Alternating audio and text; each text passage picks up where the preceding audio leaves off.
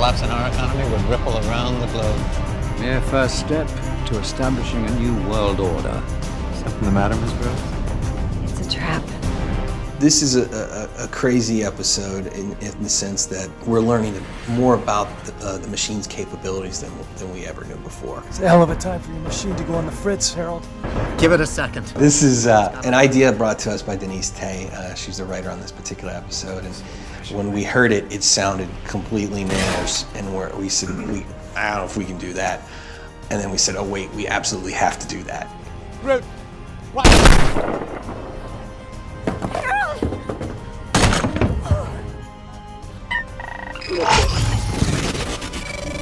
Something totally shocking happens. That's good enough for me.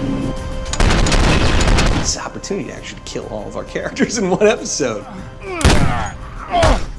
I like the creativity the writers come up with. Keeps us right in the game, just barely, but makes for high drama. I think it's really interesting the turn we have taken on our show. If this conversation goes badly, imagine what it will look like when two gods go to war. We have this larger story to tell. So the last episode, the machine and Samaritan, through me and the very talented, creepy boy who plays Samaritan's voice right now, have had this big confrontation. And to make certain there are no misunderstandings, I will destroy you. The stock market has plummeted. Our Cold War just turned hot. Samaritan's taking down the market.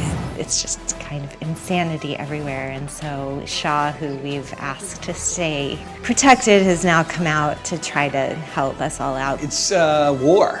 It's basically a long season of war. It's a Cold War between Samaritan and the machine. There's a bunch of stuff happening in this episode. We have our POI number of the week that I'm kind of handling and trying to be very discreet about it at the same time. And I think the hard part about Shaw is that she really does not like to follow anyone's rules. Here we are, hiding underground in an abandoned subway while one of our own walks into certain death alone. She's dark, she's violent, she's a soldier, and she doesn't back away from anything. Samaritan is this looming presence that ultimately has the power that will win, and we have to use our minds and our hearts to try to overcome what, little chance we have. It's a massive sort of cool time-shifting episode that's really going to blow some people's minds. And I really like how dark it's kind of getting between the two machines. We got a few tricks up our sleeve.